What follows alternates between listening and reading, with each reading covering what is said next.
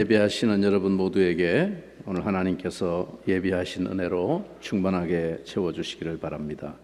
우리 옆에 있는 지체들 바라보면서 서로 축복하겠습니다. 반갑습니다. 사랑하고 축복합니다. 네.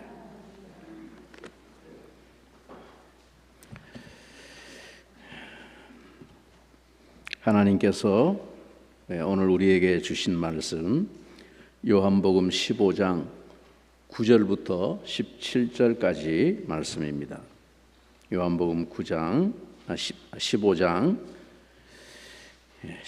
9절부터 17절까지 제가 먼저 이 시간 하나님이 주신 말씀 받들어 읽겠습니다. 아버지께서 나를 사랑하신 것 같이 나도 너희를 사랑하였으니 나의 사랑 안에 거하라. 내가 아버지의 계명을 지켜 그의 사랑 안에 거하는 것 같이 너희도 내 계명을 지키면 내 사랑 안에 거하리라.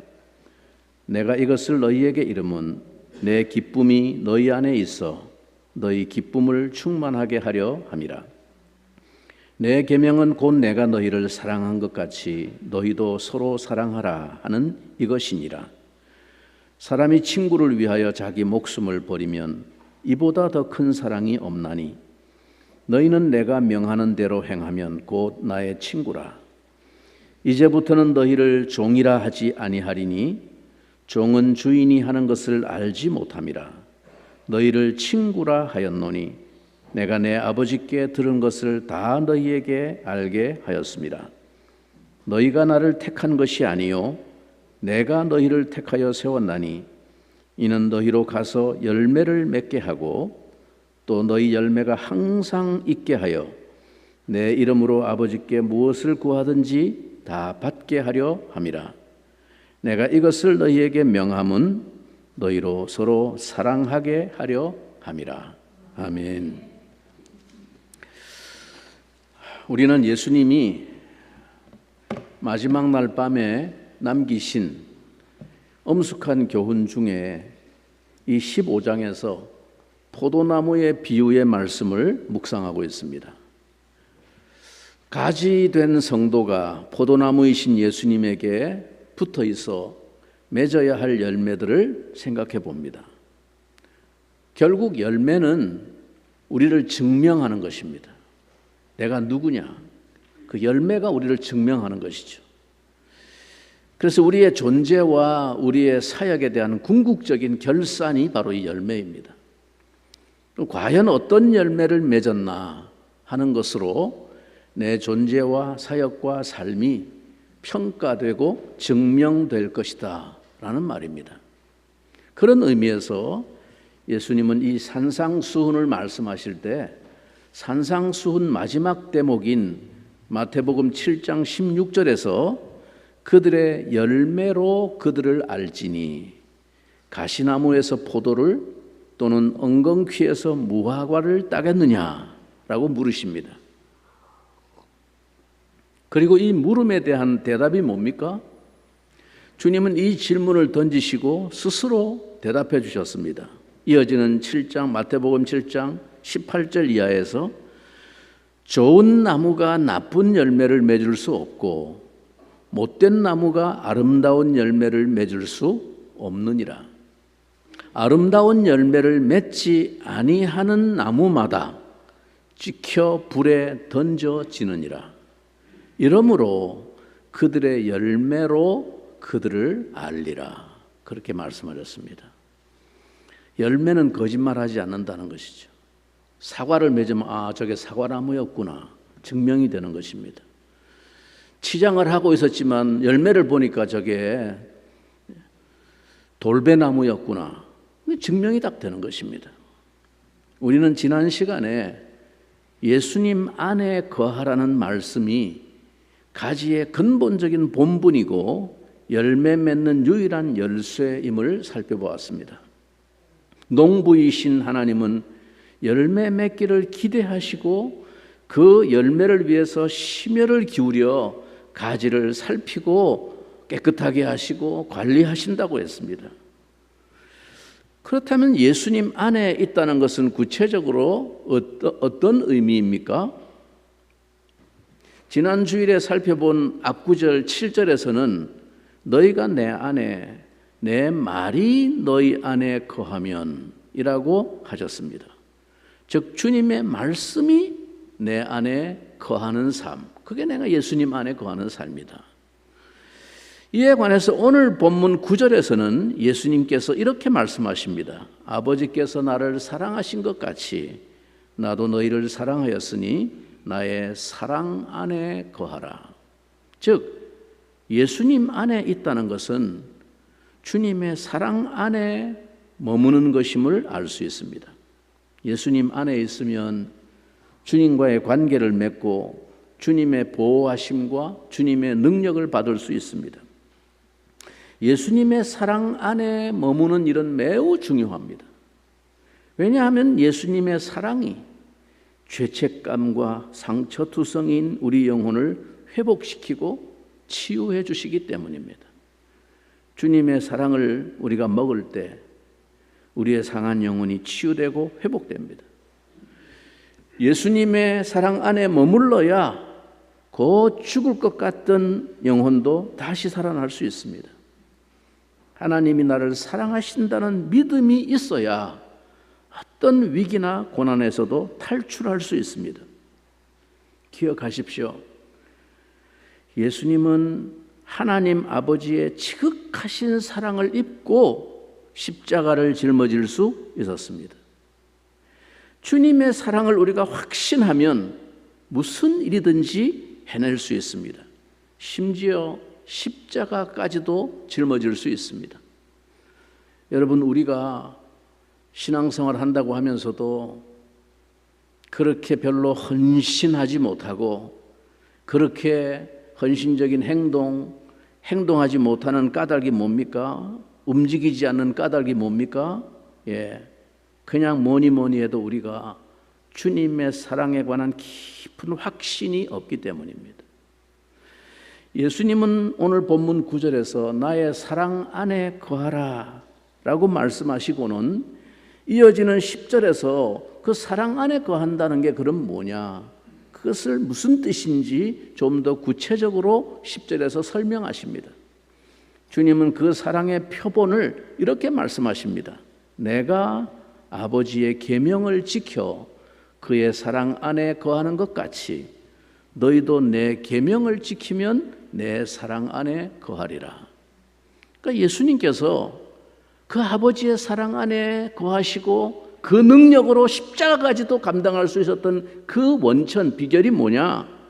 예수님도 아버지의 계명을 지킴으로 그의 사랑 안에 거하신 것이다 라고 말씀합니다. 즉 사랑은 계명을 지키는 것과 분리해서 생각할 수 없는 동의적인 의미임을 알 수 있습니다. 예수님을 사랑한다는 게 뭐냐? 그분의 말씀을 지키는 것입니다.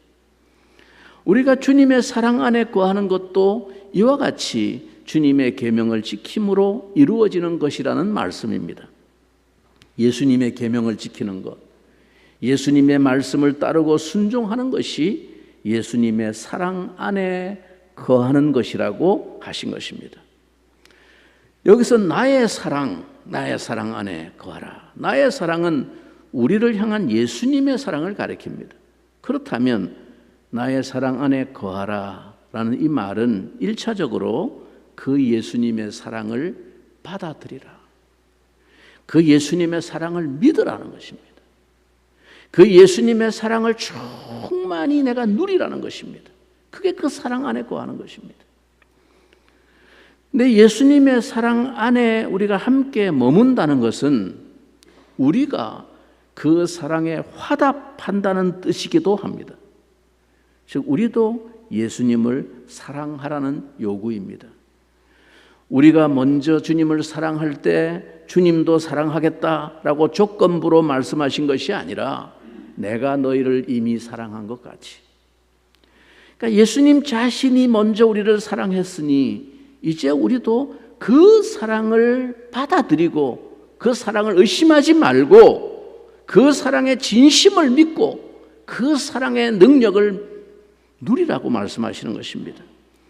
그럴수록 우리도 이제 그 사랑에 반응하게 될 것이다 라는 의미입니다. 주님은 먼저 당신도 아버지로부터 이 사랑을 받으셨다고 말씀합니다. 아버지께서 나를 사랑하신 것 같이 나도 너희를 사랑하였으니. 여러분, 이것이 비밀입니다. 우리가 감히 흉내낼 수 없는 예수님의 사랑, 자기를 내어주신 이 사랑의 비밀은 바로 하나님의 사랑에 있었습니다. 나도 너희를 사랑하였으니 라는 이 말에 이 헬라어로 기록된 본래 성경의 원문을 자세히 분석해 보면 이 말의 시제가 과거형으로 기록된 것 같지 않습니까? 사랑하였다, 사랑하였으니, 이미 사랑한 것처럼 과거형으로 기록되었지만 헬라 원문의 이 문장을 깊이 분석하면 이 시제는 미래를 내다보고 포함하는 사랑을 말합니다. 이게 헬라어에만 있는 독특한 문법입니다. 너희를 사랑하였다라고 과거형으로 표현되었지만 후에 십자가의 죽음까지 이미 내다보고 그렇게 너희를 사랑했다라고 말씀하신 것입니다. 우리를 사랑하시되 끝까지 사랑하실 것을 보여주는 시제입니다. 곧 완전하고 영원한 사랑입니다. 그 사랑이 있기에 주님이 우리에게도 사랑을 요구하실 수 있었습니다. 이제 그 사랑을 받아들이고 그 사랑 안에 머물며 그 사랑을 믿고 그 사랑을 충만히 누리는 사람, 즉 그 사랑 안에 거하는 사람은 그러면 어떤 열매를 맺게 될까요? 아버지께서 나를 사랑하신 것 같이, 내가 너희를 사랑한 것 같이, 우리가 어찌 감히 하나님의 사랑을 흉내낼 수 있겠습니까? 하지만 하나님의 사랑은 우리의 사랑의 원천입니다. 또한 하나님의 사랑은 우리의 사랑의 성격, 우리의 사랑의 패턴을 규정해주는 기준입니다. 우리의 사랑이 지향해야 하는 목표가 무엇인지를 분명히 말해줍니다. 그렇다면 예수님은 하나님 아버지의 사랑 안에서 어떤 모습으로 화답하셨습니까? 10절에 이렇게 말합니다. 내가 아버지의 계명을 지켜 그의 사랑 안에 거하는 것 같이. 한마디로 아버지의 계명을 지켰다는 것입니다. 예수님은 아버지의 말씀을 신뢰하셨고 그 말씀대로 순종하셨습니다. 하나님 아버지와 온 삶으로 소통하셨습니다. 그것이 사랑입니다. 사랑은 사실 추상명사가 아닙니다. 그냥 따뜻한 감정 상태를 말하는 게 아닙니다. 하나님 사랑해요.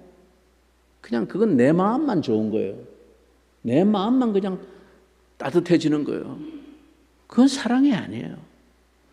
성경에서 너희를 사랑하라라고 말씀하시는 이 사랑은 그런 추상적인 관념을 말하는 것이 아닙니다. 눈에 보이는 삶의 실체입니다. 어떻게? 내가 너희를 사랑하는 것 같이. 그렇게. 하나님은 자신의 뜻을 아들 예수님께 알려주셨고 아들은 아버지의 기쁘신 뜻을 이루어 드렸습니다. 아버지의 사랑을 받으셨으니 그 사랑에 화답할 수 있었습니다. 그러니 우리도 예수님의 사랑 안에 거하는 길은 예수님의 계명을 지키는 것으로 밖에는 표현할 수가 없습니다. 말잔치나 돈잔치로는 안 되는 것입니다. 그건 사랑이 아닙니다. 너희도 내 계명을 지키면 내 사랑 안에 거하리라. 먼저 주님은 우리를 그 아버지의 사랑 안에, 그 주님의 사랑 안에 거할 것을 명하셨습니다. 그리고 이제 그 사랑 안에서 우리도 그 계명을 지켜 사랑의 열매를 맺을 것을 요구하십니다. 그리고 그 계명은 곧 내가 너희를 사랑한 것 같이 너희도 서로 사랑하라 하는 이것이니라 라고 말씀하셨습니다. 최근에 우리가 찬양 시간에 함께 여러 번 불렀던 찬양, 오늘도 예배 전에 방금 불렀던 찬양이죠. 함께 지어져 가네 라는 이 찬양, 여러분 가사를 기억합니까? 방금 전에 불렀으니까. 여러분 그 가사를 가만히 한번 마음에 담고 고백해 보십시오. 우리는 하나님의 자녀, 주 사랑 안에 우리 거할 때 주님 나를 사랑하신 것 같이, 내가 너희를 사랑한 것 같이, 주님 그러셨잖아요. 주님 나를 사랑하신 것 같이 우리도 서로 사랑할 수 있네. 우리가 어떻게 사랑할 수 있다고요? 우리가 먼저 주 사랑 안에 우리가 거할 때, 하나님 안에서 우리 서로 이어져 주가 거하실 성전이 되네. 모퉁이 돌 되신 예수와 하나 되게 하신 성령 안에 함께 지어져 가네. 여러분, 이 사랑의 계명을 지키는 것, 주님이 우리를 사랑하신 것 같이 사랑할 수 있는 그 열매는 사실 우리의 본성으로는 불가능합니다. 그래서 예수님은 먼저 우리에게 열매를 맺으라 라는 명령 이전에 나 자신이 먼저 그 사랑 안에 깊이 머물 것을, 그 사랑 안에 거할 것을 명하신 것입니다. 그래서 충분히 그 사랑이 어떤 사랑인지를 내가 깨닫고 경험하고 누리고, 그 사랑에 한거할 수 없는 능력이, 그 사랑의 진액이 내 영혼의 혈관을 통해서 흐를 때, 그럴 때 어느 날 내 삶에 그가 내게 행하신 것 같은 그 사랑의 열매를 우리가 맺게 되는 것입니다. 내가 먼저 그 사랑 안에 머물고 그 끝없는 사랑, 완전하고 영원한 사랑을 신뢰하며 그것을 받아 누림으로 가지인 내 안에 그 사랑의 진액과 생기가 채워지고 흐를 때 메말랐던 가지에 잎이 나고 꽃이 필 것입니다. 그리고 마침내 그 가지에 예수님이 보여주신 그 열매가 맺히기 시작할 것입니다. 여러분, 나무를 심자마자 하루아침에 열매를 맺는 나무를 보셨습니까? 오랜 세월이 걸립니다. 그러나 그 가지가 정말 그 나무 안에 붙어 있으면 그 나무의 진액을 받아 누리게 되어집니다. 그리고 그 가지에는 기쁨의 꽃이 가득할 것이라고 말씀합니다. 이어지는 11절에서 예수님이 말씀합니다. 내가 이것을 너희에게 이르면 내 기쁨이 너희 안에 있어 너희 기쁨을 충만하게 하려 함이라. 여러분 생각해 보세요. 예수님은 이제 이 다락방 설교를 마치면 곧장 겟세마네로 가셔서 체포당하시고 재판을 받고 십자가에 달려 고통 가운데 돌아가실 것입니다. 그것이 자신을 향한 하나님의 사랑에 대한 예수님의 사랑의 화답이 될 것입니다. 아버지가 나를 그렇게 사랑해 주신 그 사랑에 힘을 입어 예수님도 그 계명의 명령의 말씀에 순종함으로 아버지의 사랑에 화답하는 사랑을 그가 드리는 것입니다. 그런데 주님은 그 사랑을 무엇이라고 말씀합니까? 내 기쁨이라, 내 기쁨이라고 표현하십니다. 아니, 채찍질을 당하고 옆구리에 창이 찔려서 피가 쏟아지고 모진 십자가의 고통을 당하시는 그 과정으로 자신을 온전히 아버지의 사랑에 화답하여 자기를, 우리를 향한 사랑의 열매로 자기를 내어드리는 그 과정을 주님은 내 기쁨이라고 말씀하셨습니다. 그리고 제자들도 그런 사랑을 하여 너희 기쁨을 누리기를 원한다고 말씀하십니다. 그 기쁨을 충만하게 하려는 것이라고 말씀하십니다. 여러분, 그 기쁨이 충만해진다는 것은 그만큼 우리의 사랑이 진실해지기를 바라신다는 뜻이기도 합니다. 그만큼 우리가 주님의 십자가의 사랑을 온전히 우리의 것으로 받고 또 십자가의 사랑을 닮아가려고 애쓴다면 거기서 나오는 기쁨으로 충만해질 것입니다. 십자가가 있는 곳에 성령이 역사하시고 성령이 역사하시는 곳에 성령의 열매가 맺힙니다. 그런데 여러분, 성령의 열매가 무엇이라고 말씀하셨습니까? 오직 성령의 열매는 사랑과 희락과 화평과 오래 참음과 자비와 양선과, 자, 성령의 열매 가운데 사랑 다음에 나오는 열매가 뭡니까? 사랑과 희락입니다. 희락이 뭡니까? 기쁨이죠. 희락이 기쁨입니다. 여러분, 사랑의 열매가 맺히는 곳에 반드시 뒤따르는 것이 기쁨이라는 것입니다. 사랑은 고통이 아닙니다. 사랑은 진정한 기쁨입니다. 그게 예수님이 누리신 기쁨이에요. 이 내 기쁨을 너희 안에 충만하게 하기를 원한다. 여러분, 기쁨이 없는 사랑은 사랑이 아니에요. 억지로 하는 거, 계약관계에 매여가지고 어쩔 수 없이 순종하는 거, 그건 사랑이 아니에요.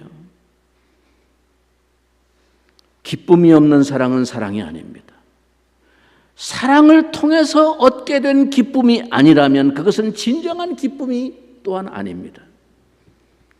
여러분, 주님을 따르는 길이 정말 우리에게 기쁨이 아니라면 오늘 여기서 누리는 천국이 없다는 말과 똑같습니다. 기쁨이 없습니까? 여러분, 어렵지 않다는 말이 아닙니다. 우리가 주님을 사랑하며 그 계명을 따라 걷는 이 신앙의 길이 편하고 좋다, 그런 뜻이 아닙니다. 고난과 시련과 세상이 이해할 수 없는 어려움이, 고통이 우리의 삶에 끊임없이 다가올 수 있지만, 그러나 그 속에 세상이 이해할 수 없는 큰 기쁨이 내 안에 충만해지는 것, 그것이 바로 주님을 사랑하여 걸어가게 되는 사랑의 열매라는 것입니다. 주님이 그 길을 가셨습니다. 주님이 경험하신 그 기쁨을 너희도 경험하기를 바란다. 너희 안에 그 기쁨이 충만하기를 바란다 라고 말씀하시는 것입니다. 오늘 본문 12절은 우리가 주 안에 거함으로 맺어야 할 가장 중요한 열매를 먼저 가르치는데 뭐라고 말씀했습니까? 내 계명은 곧 내가 너희를 사랑한 것 같이 너희도 서로 사랑하라 하는 이것이니라. 이게 너희에게 기대하는 열매다, 그 말입니다. 뭡니까? 사랑의 열매입니다.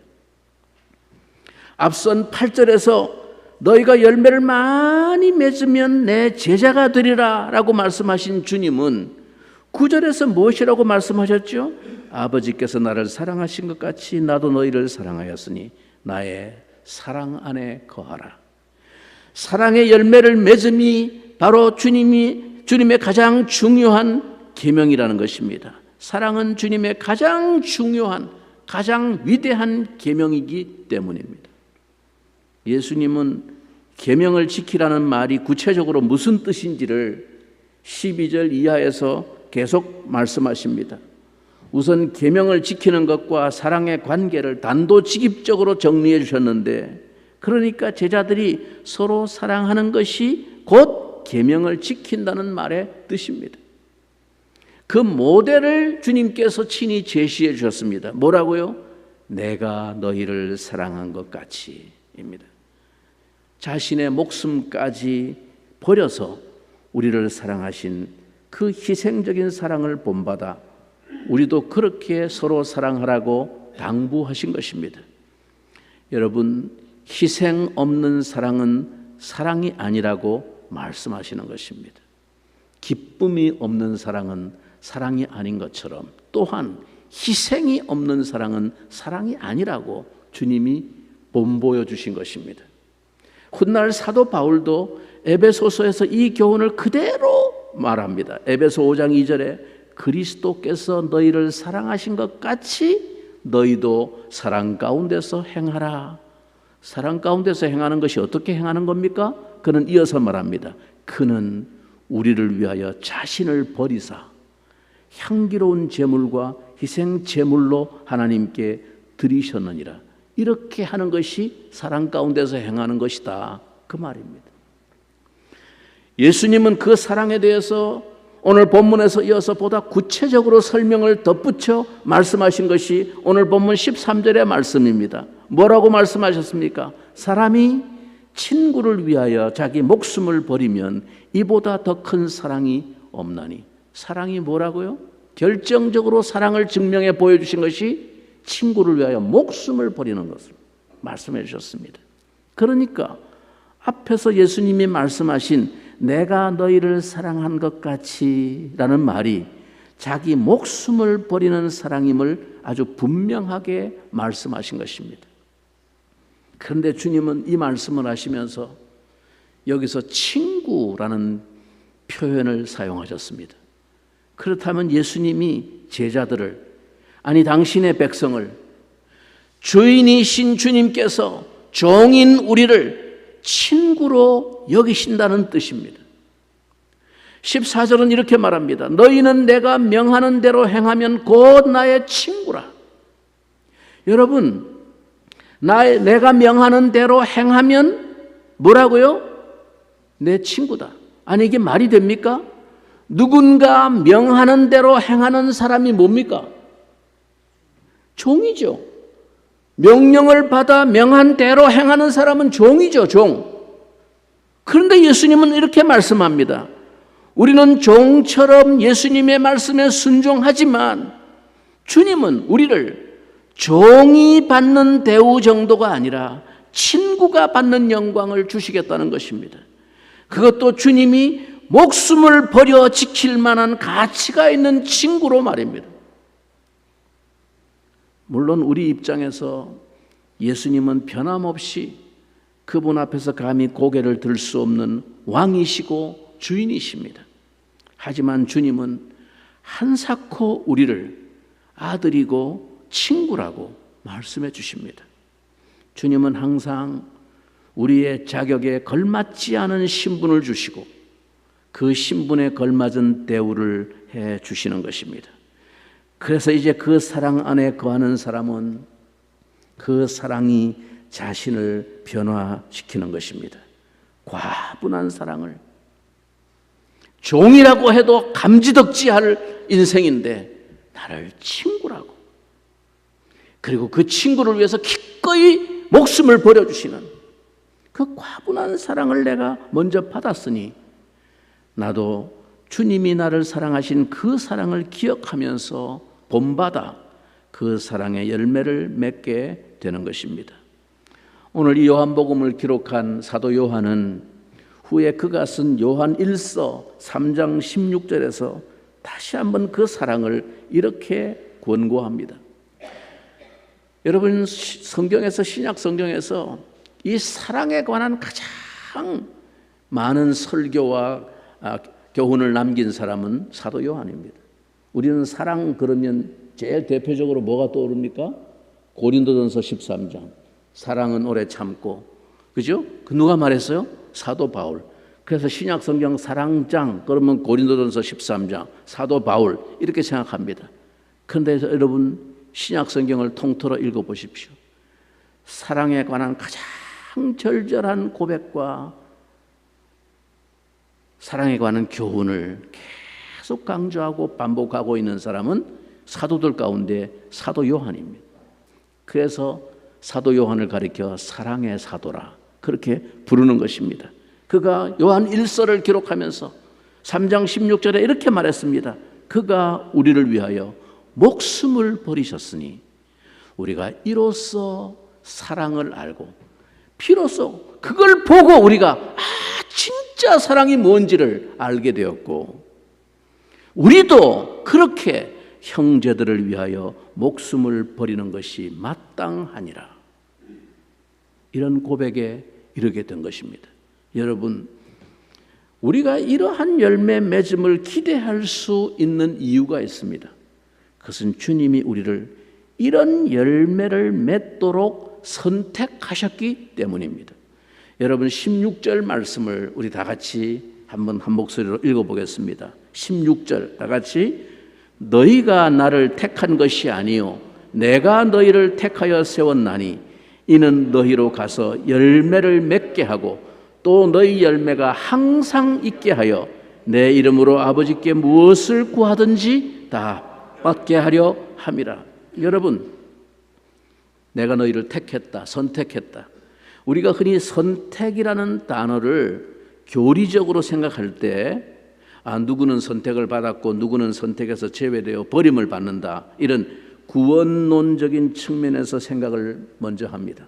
그러나 오늘 본문에서 예수님은 이 선택이라는 주제를 적극적이고 긍정적인 전망에서 말씀하고 있습니다. 즉 그가 우리를 선택하신 이유는 그분이 우리가 열매 맺는 모습을 보고 싶어 하시기 때문이라는 것입니다. 그리고 그 열매는 잠깐 한번 일시적으로 맺는 것이 아니고 이 열매가 항상 있게 하려고 우리의 평생을 두고 맺히는 열매를 말씀하십니다. 그가 우리의 기도를 응답하시는 이유도 결국은 이와 같이 열매 맺는 인생으로 사는 것을 기대하기 때문이라고 말씀하십니다. 그렇다면 우리의 열매를 낙관적으로 기대할 수 있는 이유는 무엇입니까? 내 자신의 속을 들여다보면 도무지 주님이 말씀하신 것 같이 내가 너희를 사랑한 것 같이 친구를 위하여 목숨을 버리는 내가 너희를 그렇게 사랑한 것 같이 너희도 그렇게 서로 사랑하라. 벌써 기가 질리죠. 발꿈치도 못 따라갈 것 같은 내 자신의 실상을 보면서 이 계명은 너무 추상적이야. 나하고는 현실적으로 너무 거리가 멀어. 그렇게 생각되지만 그러나 오늘 본문은 주님께서 내가 그 열매를 항상 너희의 일생 가운데 맺는 가지가 되게 하려고 내가 너희를 선택하였다. 너희가 나를 택한 게 좋다고 택한 게 아니다.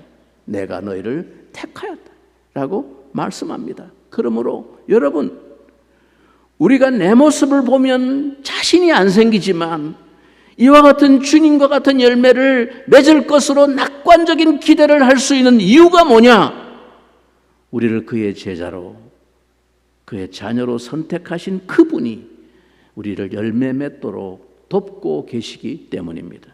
사랑하라는 명에 순종하면 사랑하도록 그가 우리를 도우실 것입니다. 기뻐하라는 명에 순종하면 기뻐할 수 있도록 상황을 초월하여 기뻐할 수 있도록 우리를 그가 도우실 것입니다.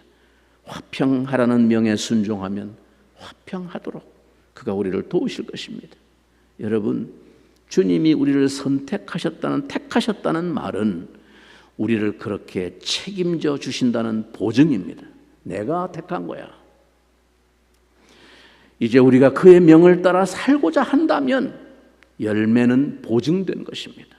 중요한 것은 주님이 우리를 선택하셨다는 이 놀라운 특권을 믿고 이제 그의 명하심을 따라 계명대로 사는 것입니다. 열매의 가능성과 열매의 존재 이유는 그의 놀라운 선택 때문입니다. 예수님은 십자가의 사건이 이제 곧 다가옴을 아시고 요한복음 12장 앞에 24절에서 어떻게 예언하셨습니까? 내가 진실로 진실로 너희에게 이르노니 한 알의 밀이 땅에 떨어져 죽지 아니하면 한 알 그대로 있고 죽으면 어떻다고요? 많은 열매를 맺느니라. 그의 십자가의 죽으심으로 얼마나 많은 구원의 열매들이 맺혔습니까? 우리 또한 그 열매가 아닙니까? 주님은 그 열매를 맺고자 요한복음 13장 다락방 사건에서처럼 섬김의 삶으로 우리에게 다가오셨습니다. 그리고 오늘 본문 15절의 말씀처럼 이제부터는 너희를 종이라 하지 아니하리니 종은 주인이 하는 것을 알지 못함이라 너희를 친구라 하였노니 내가 내 아버지께 들은 것을 다 너희에게 알게 하였음이라고 말씀합니다. 주인과 종의 자리를 바꾸고 제자들의 발을 친히 씻기시던 주님이 이제는 우리에게 친구라고 선언하십니다. 예수님은 끝으로 한 번 더 이 명령을 다시 반복하여 강조하시고 이 설교를 맺습니다. 즉 내가 이 명령을 너희에게 한 이유가 뭐냐? 이 고별 설교를 하신 이유를 말씀해 주셨습니다. 17절 다 같이 읽겠습니다.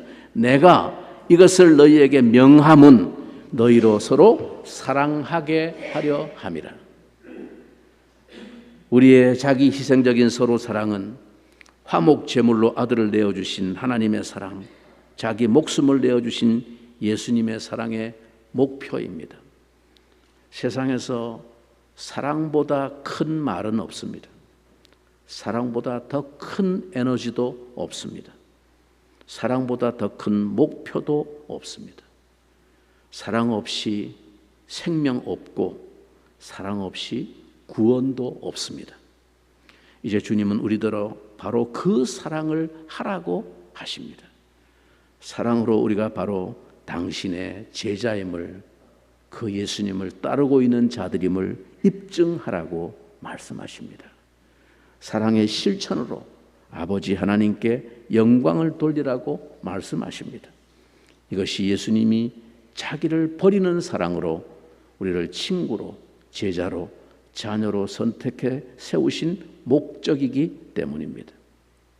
주의 말씀을 우리 안에 가득히 담아서 그 말씀 속에서 예수님이 친구인 우리에게 깨닫게 하시고 조명하시는 은혜를 충만히 누릴 수 있기를 바랍니다. 그리하여 이제 우리도 그렇게 사랑하게 해달라고 기도합시다. 사랑의 주님이 누리고 계시는 그 기쁨의 축복을 우리도 충만하게 누릴 수 있기를 주님의 이름으로 축원합니다. 우리 같이 한번 이 시간 기도하겠습니다. 이 아침에 우리가 함께 하나님 앞에 결단하며